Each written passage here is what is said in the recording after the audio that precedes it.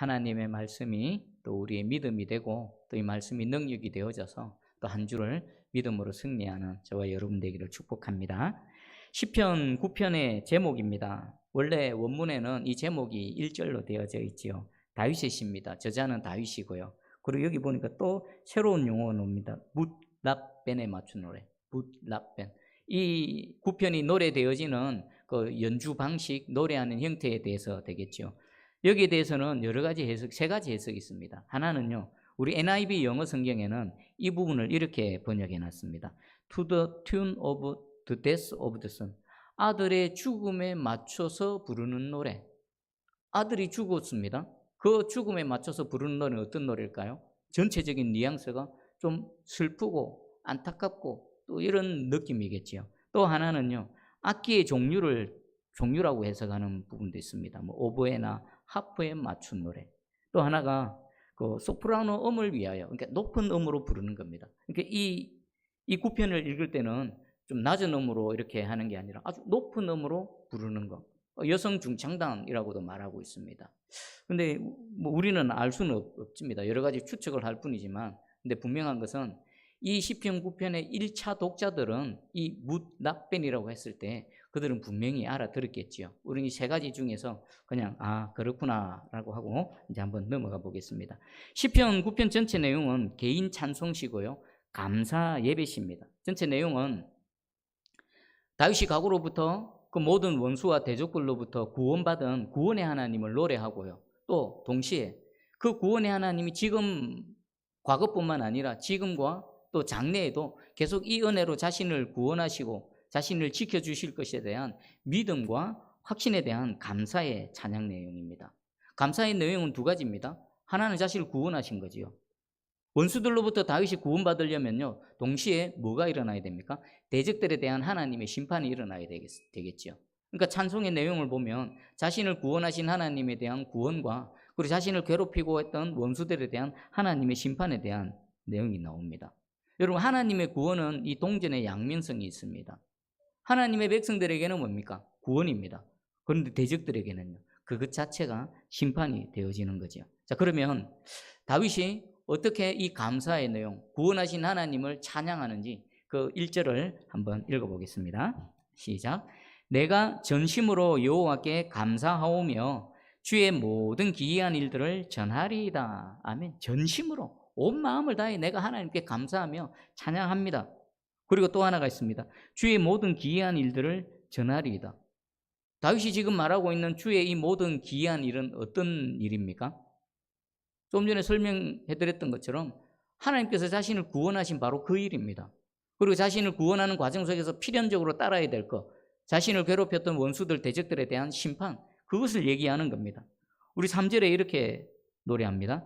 내 원수들이 물러갈 때에 주 앞에서 넘어져 망함이니이다. 다윗의 원수들입니다. 그들이 주 앞에서 물러갈 때 주님이 등장하시니까 그들이 주 앞에서 도망갑니다. 도망가면 그만인 줄 알았는데 그들이 도망가서 무사한 것이 아니라 도망하는 중에 주 앞에서 다 넘어져서 망해버린 겁니다. 이것이 다윗이 노래한 전파하고자 하는 주의 기이한 일이죠. 그리고 5절입니다. 이방 나라들을 책망하시고 악인을 멸하시며 그들의 이름을 영원히 지우셨나이다. 하나님께서 그들을 망하게 하시고 그들을 책망하시고 멸하셨을 뿐만 아니라 그들을 어떻게 하셨다고요? 지워버린, 존재 자체를 지워버린 겁니다. 아예 처음부터 없었던 것처럼. 하나님의 심판은 완전한 심판입니다. 여러분, 다윗의 인생 전체를 한번 돌아보십시오. 목동으로 있을 때는 그 자신의 양들을 지키기 위해서 짐승들이 원수였습니다. 짐승들이 대적이었죠. 사자, 곰 같은 양을 공격하는 그 짐승들이 대적이었죠. 그리고 골리앗을 물리치고 난 이후부터 인생이 확 펼쳐진 것이 아니라 그 다윗의 탁월함, 다윗의 능력 때문에 다윗을 시기하고 질투하는 세력들이 생겨났죠. 대표적으로 사울 왕입니다. 그리고 사울 왕과 이 베냐민 지파는요, 다윗을 평생 괴롭혔습니다. 평생 다윗이 이스라엘 왕이 되고 난 이후에도 항상 반대편에 서서 다윗을 음해하고 다윗을 향해서 악감정을 품고 다윗을 저주했던 사람, 사울과 그 사울에 붙어 있었던 베냐민 지파 사람들입니다. 그리고 또 한 부류가 있습니다. 다윗이 범죄하고 난 이후에 그 범죄의 결과로서 다윗을 공격했던 그런 무리들이 있죠. 대표적으로 아히도벨 같은 사람. 아히도벨 같은 사람 참 의로운 사람입니다. 평생 다윗을 위해 헌신했고 다윗을 위해서 충성했던 사람인데 다윗을 가만 보니까 이 악을 행하는 겁니다. 야, 저 다윗 하나님의 이 사람이 아닌가? 저 다윗 이스라엘 왕으로서 자격이 없네. 저 다윗을 죽여버려야지 하고 대적에 다윗이 범죄한 결과로서 다윗의 반대편에 서서 다윗을 공격했던 그런 무리들이 있죠. 압살롬 편에 서서 다윗을 공격했던 사람들. 그리고 다윗을 평생 따라다니면서 괴롭혔던 또 한 부류가 있습니다. 바로 이방 나라들입니다. 이스라엘 계속해서 공격해댔던 동서남북에 있는 이방 족속들입니다. 대표적으로 블레셋이죠. 블레셋은 처음부터 끝까지 다윗과 싸웠습니다. 그래서 다윗은 자신의 인생을 돌아보면서 우리 시편 3편 1절에 여호와여 나의 대적이 어찌 그리 많은지요 일어나 나를 치는 자가 많으니이다. 수많은 대적들, 자신을 향해 공격하고 자신을 비난하고 정죄하는 그 수많은 대적들을 바라보며 하나님 앞에 탄식했습니다. 다윗의 인생을 가만히 들여다보면요 참 불쌍한 인생입니다. 다윗은요 성경에 등장하는 어떤 인물들보다도 마음에 상처가 많은 사람들입니다. 어릴 때는 어릴 때부터 또 사울의 손에 피해 도망 다닐 때부터 얼마나 억울했겠습니까? 그리고 가정에는 그 자녀들이 죽어나가는 그 보통 사람들이 겪지 못하는 비참한 일들을 겪으면서 다윗의 마음에는 수많은 상처가 있었습니다. 그 원수들로 받던 그런 마음의 상처, 자신의 죄의 대가로 치러야 됐던 그 형벌 가운데 받은 상처, 그 상처 속에서 살아왔던 사람, 하나님께 이렇게 탄식하고 있습니다. 그런데 그럼에도 불구하고 오늘 다윗은요 시편 9편에 찬양을 합니다. 내가 전심으로 여호와께 감사한다. 그리고 주께서 행하신 모든 기이한 일들을 내가 외칠 것이다, 알릴 것이다. 바로 이 내용입니다. 그 내용이 뭐라고요? 원수들이 그렇게 많았는데 하나님께서 그 수많은 원수들 손에서 나를 지키고 보호하시고 건져내실 뿐만 아니라 그들을 심판하셔서 이기게 하셨다. 그걸 지금 노래하고 있는 겁니다. 원수들은 다 망해져 버렸고요. 또 두 번째, 하나님께서 그들의 이름을 영원히 지워버리셨다. 이전 성경에는 도말했다라고 표현하죠. 도말이 뭡니까? 지우개로 깨끗이 지우는 겁니다. 아니면 페인트로 덮어서 완전히 발라버려서 흔적도 없이 사라지게 하는 겁니다. 나의 대적들, 나를 괴롭혔던 원수들을 하나님께서 도말하셨다, 지워버리셨다, 아예 처음부터 없는 것처럼 완전히 제거하셨다라고 말합니다.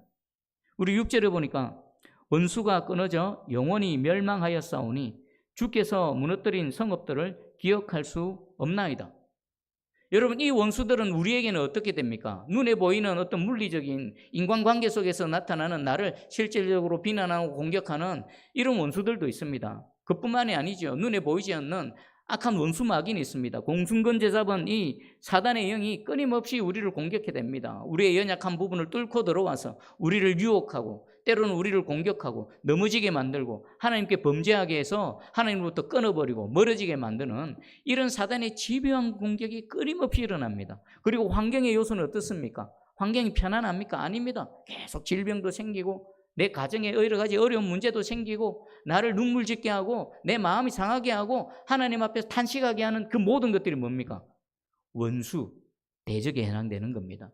우리는 이 다윗이 일평생 동안 이 사단, 이 원수들이 끊임없이 일어났던 것처럼 저와 여러분의 이 인생 살이도요 끊임없이 문제가 일어날 겁니다. 마음 상하게 하고 물리적인 대적이 일어나기도 하고 또 어쩔 수 없이 어찌하지 못하고 주저앉아 있는 이런 경우도 많을 겁니다. 오늘 하지만 이 다윗 1편의 이 고백이 저와 여러분의 고백이 되기를 주의 이름으로 축복합니다. 어떨 때 그렇게 된다고요? 대적이 일어나지만, 대적 때문에 내가 고통당하지만, 내가 쫓겨다니지만 하나님께서 그 상황 속에서 나를 바위 틈에 숨기시고 지키시고 보호하시고 나의 반석이 되시고 요새가 되시고 지키실 뿐만 아니라 반격, 카운터 어택을 주께서 날리셔서 그들을 망하게 하시고 아예 내 인생에서 도말해버리시는 겁니다. 없는 것처럼. 그런 은혜 가운데 살아가시고 이 1절의 찬송이 저와 여러분의 찬송이 되기를 주의 이름으로 축복합니다. 아멘. 그리고 또 하나 살펴볼 것은 하나님께서 다윗의 이 원수들을 책망하시고 심판하시는 과정 속에서 다윗에게 어떤 은혜를 베풀어 주셨는가? 4절을 한번 읽어볼까요? 4절입니다. 시작. 주께서 나의 의와 송사를 변호하셨으며 보좌에 앉으사 의롭게 심판하셨나이다. 아멘. 그들이 망해서 없어져 버리고 도말되어지는 과정 속에 하나님께서 어떻게 하셨는가? 단 한마디로 말합니다. 주께서 나의 의와 송사를 변호하셨다. 하나님이 다윗의 뭐가 되신 겁니까? 변호사가 되어주신 겁니다. 하나님이 다윗의 변호사가 되어주신 겁니다. 우리 법정에서 싸움이 일어나면요, 각자가 피의자나 고발자나 변호사를 선임합니다. 왜 변호사를 선임합니까? 자신을 변호해달라고. 자신을 공격하는 대적들로부터 자신을 변호해서 지키고 보호하고 이기게 해달라고 변호사를 선임하지요. 자, 그런데 다윗의 변호사가 누가 되십니까? 여호와 하나님이 변호사가 되십니다. 그리고 보좌에 앉으셔서 의롭게 심판을 해주십니다. 여러분, 다윗의 원수들은 다윗을 향해서 악의적으로 다윗을 해하려는 이런 원수들도 있었지만, 또 한편으로 다윗이 실수하고 범죄해서 그에 따른 결과로서 또 일어났던 대적들이 있습니다. 다윗이라고 완벽합니까? 아닙니다. 다윗도요, 저와 여러분과 똑같습니다. 아니죠. 저와 여러분들 더합니다. 우리는 생각지도 못하는 그런 흉악한 죄를 저질렀던 사람이 바로 다윗입니다. 우리 인간적인 관점에서 인간의 법으로 판단하면요, 다윗은 그냥 무기징역 아니면 사형당에 마땅한 사람입니다. 그럼에도 불구하고 하나님께서는 다윗의 변호사가 되어주셨습니다. 한번 생각해 보십시오. 어떻게 이런 일이 가능하지? 하나님은 왜 이 다윗의 변호사가 되어주시지? 다윗을 공격했던 사람들 중에는 다윗보다 훨씬 어려운 사람들이 많았습니다. 다윗을 공격했던 사람들 중에 비록 흠이 있고 티가 있고 죄와 허물이 있었지만 다윗보다도 더한 사람은 없었습니다. 가장 흉악한 사람이 다윗입니다. 그런데 하나님께서, 그 거룩하신 하나님께서 이 죄 많고 흠 많은 다윗의 변호사가 되어주셨습니다. 어떻게 일이 가능할까요? 자, 그 해답이 시편 18절 29절입니다. 내가 주를 의뢰하고 적군을 향해 달리며 내 하나님을 의지하고 담을 뛰어넘나이다. 다윗이 전장터에서 어떻게 전쟁을 치렀는지 한 절로 소개하고 있습니다. 적을 향해 달려갈 때 어떻게 했다고? 주를 의뢰하며. 주님께 의뢰하는 게 뭡니까? 맡기는 겁니다. 내 생명 주님께 맡기고 적진을 향해 달려가는 겁니다. 적의 담을 뛰어넘을 때는요, 하나님을 의지하며. 여기에 답이 있습니다. 다윗이 비록 우리가 저지르지 못한 그 흉악한 죄, 다윗을 공격했던 원수들, 대적들보다 더 큰 죄를 저질른 그런 죄인이긴 하지만 다윗의 마음 중심으로 하나님을 의뢰하는 마음, 내 인생 주님의 것입니다, 주님 맡깁니다, 내가 하나님만 믿고 의지합니다라는 이 믿음의 마음, 하나님을 의지하는 마음이 있었던 것입니다. 시편 91절 1편 2절입니다. 나는 여호와를 향하여 말하기를 그는 나의 피난처요 나의 요새요 내가 의뢰하는 하나님이라 하리니. 다윗의 이 마음이 하나님이 다시 자신의 변호사가 되게 하신 것입니다. 여러분, 하나님의 관점에서는 누가 의인이고 누가 악인일까요? 우리 인간의 관점에서는요, 저 악한 사람이다, 저 사람은 악한 사람이다, 저 사람은 의인이다. 뭘 갖고 평가합니까? 그 사람의 인품이나 그 사람의 인격이나 그 사람이 행한 선하고 좋은 일, 이런 것들을 가지고 판단을 하지요. 물론 하나님 그것을 보기도 하십니다. 그러나 하나님의 기준은 완전히 다릅니다. 뭘까요? 누가 하나님을 진짜 믿고 의지하는가? 누가 진짜 하나님을 의뢰하는가? 그겁니다.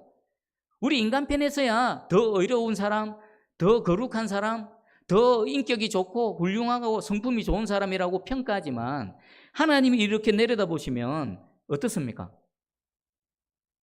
다 똑같습니다. 다 똑같아. 여러분, 제가 얼마 전에 지금 꽃이 한참 피지 않습니까? 장미가 한참 막 활짝 펴진 그날 새벽기도 마치고 사택으로 갔는데 사택 앞에 보면 장미가 활짝 펴 있더라고요. 멀리서 딱 보니까 와, 예쁘다. 와, 예쁘다. 하나님, 어떻게 저래 예쁩니까? 하고는 자세히 보기 위해서 다가갔습니다. 곧 제 눈에 뭐가 들어왔을까요? 멀리서 보니까 그렇게 예뻐 보였던 그 장미가 가까이 가니까 안에 상해 있고 흠이 있고 벌레가 먹어 있고, 그때 문득 깨달아, 이게 우리구나. 인간이 이렇구나. 멀리서 보면요, 대단해 보이고요. 여러분, 사람 다 똑같습니다. 멀리서 거리를 두고 보면 훌륭한 분 같고, 막 대단한 분 같고, 인격적인 분 같고, 막 닮고 싶고, 그렇죠. 가까이 다가가 보십시오. 그 아내한테 물어보십시오. 그 자녀한테 물어보십시오. 그냥 인간일 뿐입니다. 하나님 보시긴 다 이런 겁니다. 내가 더 남을 위해서 헌신하고 의로운 일을 행하고 그래 봐야 그 멀리서 볼 뿐이고요. 가까이서 가면요, 찌르는 가시가 있고요. 냄새 나고요. 부족하고 모자라는 그런 것들이 드러나는 겁니다. 그게 우리입니다. 들판에 꽃을 한번 보시고 오늘 지나가시다가 꽃 앞으로 가까이 가서 자세히 막 들여다보십시오. 그게 우리고요. 하나님 보시기에 우리는 그렇게 보이는 겁니다. 그래서 하나님이 우리를 의인이고 악인이고 판단하는 기준은요, 보는 바가 아닌 겁니다. 무엇으로요? 마음의 중심으로 요 하나님을 의지하고 하나님을 의뢰하고 하나님을 믿고 의지하는 그 사람이 하나님 보시기에는 하나님의 기준으로는 의인이고요. 하나님 필요 없다 하고 하나님 없어도 됩니다. 아니 하나님이 어디 있어? 내 힘으로 잘 살아갈 수 있어. 이런 사람은 하나님의 기준으로는 악인인 겁니다. 오늘 오전 예배 시간에 야곱이 하나님의 기준으로는 누굽니까? 의인이고요. 하나님 필요 없다 하는, 하나님 은혜를 무시하고 멸시하고 비웃는 이 에서는요, 하나님의 기준으로서는 악인인 것입니다. 그래서 하나님께서는 의인의 변호사가 되어주십니다. 인간적으로 볼 때 정말 흠이 있고 막 성격도 안 좋고 인격적으로 뭐가 나고 그렇지만 그 마음의 중심이 진짜 하나님을 찾고 하나님 도와주세요, 하나님 아니면 안 됩니다, 이런 사람들을 하나님 의인으로 여기시고요, 그의 변호사가 되어주시는 겁니다. 다윗이 이 은혜를 입은 겁니다. 여러분, 하나님이 여러분의 변호사가 되시기를 원하십니까? 그러면 하나님이 원하시는 이 의인의 기준에 내가 서 있으면 됩니다. 그게 뭡니까? 하나님 자꾸 찾는 거, 야곱이 되는 겁니다. 사기치고 거짓말하고 지배하고 인간적으로는 찌질하고 그렇지만 하나님만을 붙들고 하나님만을 의지하며 나아갈 때 하나님께서 그를 기뻐하셔서 그의 변호사가 되어주시는 겁니다. 그래서 10절에 이렇게 노래합니다. 여호와여, 주의 이름을 아는 자는 주를 의지하오리니 이는 주를 찾는 자들을 버리지 아니하심이니이다. 야곱을 버리지 않으신 주님, 다윗을 버리지 않으시고 다윗의 변호사가 되어주신 그 주님, 하나님을 찾고 찾는 저와 여러분에게 찾아오셔서 우리 대적들로부터 지켜주시고 우리를 변호해 주십니다. 하나님이 나를 변호해 주셔서 그 재판을 이기게 하시고요, 하나님이 나의 하나님이심을 나타내 보여주실 줄 믿습니다. 아멘. 그리고 다윗이 지금 시편의 내용, 이 9편에 보면 과거의 구원의 은혜를 입었지만 이 원수와 이 대적들은 지금 현재 이 시간 이 시점에도 여전히 존재하고 있음을 알 수가 있습니다. 우리 13절 한번 같이 읽어봅니다. 13절 시작. 여호와여, 내게 은혜를 베푸소서. 나를 사망의 문에서 일으키시는 주여, 나를 미워하는 자에게서 받는 나의 고통을 보소서. 여호와의 은혜를 베푸소서. 나의 대적들, 나를 미워하는 자들로부터 당하는 이 고통을 보소서. 이거는 과거입니까? 미래입니까? 현재입니다. 구원의 은혜를 입었지만 여전히 현재에도 이 대적들로부터, 원수들로부터 고통당하고 있는 자신의 모습을 하나님께 지금 간구하고 있는 겁니다. 대적들, 특별히 나를 미워하는 자. 여러분, 미워하는 게 뭡니까? 증오하는 겁니다. 악의를 갖고 있는 겁니다. 그리고 실제로 해하기 위해서 끊임없이 노리고 해하기 위해서, 해를 주기 위해서 시도하는 자들, 이 자들이 미워하는 자들입니다. 여러분, 다윗에게 미워하는 자들이 끊임없이 일어났던 것처럼 저와 여러분의 삶 가운데도 이런 미워하는 자들이 계속 붙습니다. 계속 생깁니다. 어디를 가도 있습니다. 피하지요. 여기서 피하면 저기로 가지요. 저기 가도 없을까요? 거기 가도 또 있습니다. 내가 잘못해서 나의 부족함과 나의 허물 때문에 나를 미워하는 사람도 있지만 곰곰이 생각해 보면 그렇지 않음에도 불구하고 괜히 나를 미워하고 나에 대해서 공격해대는 그런 사람이 있습니다. 직장에도 있고요, 교회에도 있고요, 또 가정이나 어떤 친구 공동체 어디에 가도 있습니다. 보기 싫어서 피하고 싶어서 딴 데 가보지만 딴 데 가면 또 있습니다. 여러분 혹시 지금 그 사람 생각나면 바로 그 사람이 그런 사람입니다. 피할 수가 없습니다. 벗어날 수가 없습니다. 견뎌야 되는데 그것을 이겨낼 수 있는 방법은 뭘까요? 우리 인간의 노력으로 안 됩니다. 다윗이 오늘 정답을 말해주고 있습니다. 13절에 여호와여, 내게 은혜를 베푸소서. 그 상황 속에 하나님께서 은혜를 베풀어 주셔야 됩니다. 하나님께서 찾아와 주셔서 그 상황을 정리해 주시고 교통 정리해 주시고 그것을 마무리해 주셔야 그 상황이 마무리되고 벗어날 수 있고 이겨낼 수가 있는 것입니다. 여러분 혹시 미워하는 자, 다윗처럼 미워하는 자의 그 손에 의해서 옆에 늘 곁에 있어서 찌르는 가시가 되고 아프고 고통당하고 있으십니까? 그러면 13절의 노래로 하나님 부르십시오. 하나님의 은혜를 찾으십시오. 하나님 은혜 베풀어 주세요. 하나님 은혜가 필요합니다. 그러면 하나님께서 과거에 구원하시고 과거에 이기게 하셨던 그 동일한 은혜로 지금 동일하게 역사하셔서 이기게 하시고 또 구원해 주시고 승리를 거두게 하실 줄 믿습니다. 그리고 15절 16절 한번 읽어봅니다. 시작. 이방 나라들은 자기가 판 웅덩이에 빠지며 자기가 숨긴 건물에 자기 발이 걸렸도다. 여호와께서 자기를 알게 하사 심판을 행하셨으며 악인은 자기가 손으로 행한 일에 스스로 얽혔도다. 히카연 셀라. 아멘. 자, 15절 16절에는 다윗이 그 원수들 대적들에게 하나님의 심판이 어떻게 임할지를 설명하고 있습니다.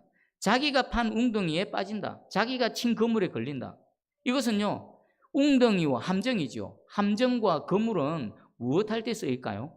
사냥할 때 쓰입니다. 사냥할 때. 그러니까 지금 이 원수들이, 다윗의 원수들이 다윗을 공격할 때 마치 무엇처럼 공격해야 됩니까? 사냥감을 노리고 사냥감을 이제 잡기 위해서 달려드는 사냥꾼처럼 다윗을 향해 달려드는 겁니다. 치명적이지요. 함정에 빠지기만 하면 죽습니다. 그물에 한번 걸리기만 하면 헤어날 수가 없습니다. 그런데 다윗이 뭐라고 말하고 있습니까?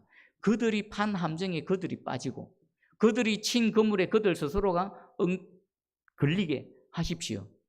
자, 이 방법은요, 이 다윗의 노래는 하나님께서 하나님의 백성을 지키고 보호하시고 그리고 그 위기로부터 건져내시는 하나님의 방법입니다. 하나님의 섭리하심입니다. 우리 시편 9편 전체를 한번 정리를 해보겠습니다. 이 시편 9편 말씀을 통해서요, 여러분 개인을 한번 돌아보시고 여러분 가정을 돌아보시고 우리 한국 교회와 이 시대를 한번 봐보십시오. 어느 시대를 막론하고 악인은 항상 있었습니다. 나 개인에게도 나를 미워하고 나를 해하려는 원수들은 어디에 가도 있듯이 어느 시대에도 악인이 없은 적은 없습니다. 아니죠. 악인이 오히려 더 많았고 악인이 오히려 권세를 더 잡았고 악인들이 더 잘 나가고 더 잘 되고 큰 소리치고 의인들은 늘 당하고 쫓겨다니고 고통당하고 핍박당하는 그런 이 인류 역사의 시대에 있습니다. 그럼에도 불구하고 이 다윗이 이 노래를 할 수 있었던 거. 그럼에도 불구하고 세상이 계속 존재하고 믿는 자들이 계속 하나님을 예배드릴 수 있는 이유는 뭘까요? 지금 15절 16절에 다윗이 노래했던 선언했던 이 하나님의 섭리하심으로 그들이 판 함정에 그들이 빠져버리고 그들이 쳐놓은 그물에 이 원수들이 거기에 걸려버리는 이 하나님의 역사심이 계속 현재 시점에서 있기 때문입니다. 여러분 이것을 기대하심으로 여러분 개인을 바라보시고 한국 교회를 바라보시고 이 시대를 바라보십시오. 지금 코로나 시대를 지나고 있죠. 여러분 한국 교회가 이렇게 예배드리기가 힘들고 이렇게 여러 어려움을 겪은 적은 한 번도 없었습니다. 처음입니다. 여러분 한번 질문을 해봐야 됩니다. 이게 진짜 코로나 때문인가? 아니면 다른 뭔가가 있는가? 진짜 코로나 때문일까요? 동일한 코로나 사태이지만 각 나라마다 이 상황에 대처하는 반응이 다 다릅니다. 여러분 미국이나 선진국 같은 데는요 우리나라처럼 안 합니다. 우리 선교지 캄보디아는 그 공산국가이기 때문에 거기는 종교의 자유가 없습니다. 예배 드리려면 예배 허가서 받아가지고 그것 갖고 예배 드리면 그거 없으면요 불법입니다. 근데 대한민국은요 자유민주주의 국가입니다. 종교의 자유가 있습니다. 예배 드릴 수 있는 자유가 법적으로 보장되어져 있습니다. 근데 예배 드리지 말라는 말 못하고 계속 괴롭힙니다. 매주 날라오는 이 시에서 오는 공문을 가만 보면 야, 참 자세히도 해놨다. 성가대 서면 안 된다. 그 막 하나님 찬양하다가 침이 튀어서 코로나 바이러스 번지면 안 된다. 찬양단도 앞에 서서 그렇게 찬양하면 안 된다. 그리고 성도들 기도할 때에 주여 하고 그러면 안 된다. 침이 튀어서 와, 저는 그걸 읽으면서 야, 자세히도 안 해. 하나님 모르는 사람, 예배 안 드리는 사람 그렇게 하는지도 모르죠.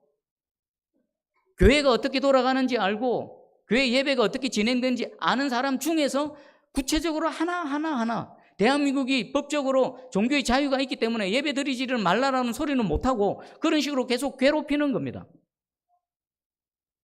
한국교회는 그렇게 핍박당하고 있습니다. 이 시대에 악한 하만이 분명히 있습니다. 저는 이 누가 이렇게 했을까?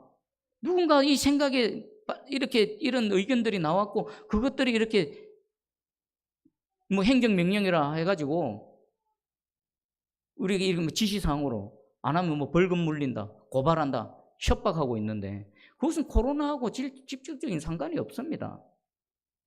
이 시대는요 지금 악한 하만이 있어서 교회를 공격하고 있습니다. 교회가 공격당하고 있습니다. 얼마나 많은 영혼들이, 잃어버린 영혼들이 생겼을까요? 대표적인 예가 지금 이 시대입니다. 그러나 여러분 기대하십시오.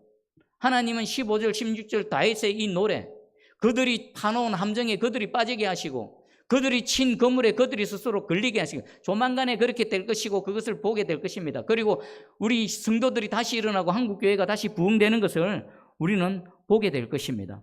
여러분 이 말씀 붙드시고 여러분 개인의 하만, 여러분 가정의 하만, 새순교회와 한국교회의 하만, 또 이 나라와 민족의 하만, 하나님 이 하만으로부터 우리를 건져주시고 지켜주시고 이기게 하여 주셔서 이 시편 9편의 찬송, 하나님이 나를 구원하시면, 그리하시면 내가 이 하나님의 모든 기이한 일들, 하나님의 능력, 하나님의 은혜의 이 모든 일들을 내가 전하리이다, 전파하리이다.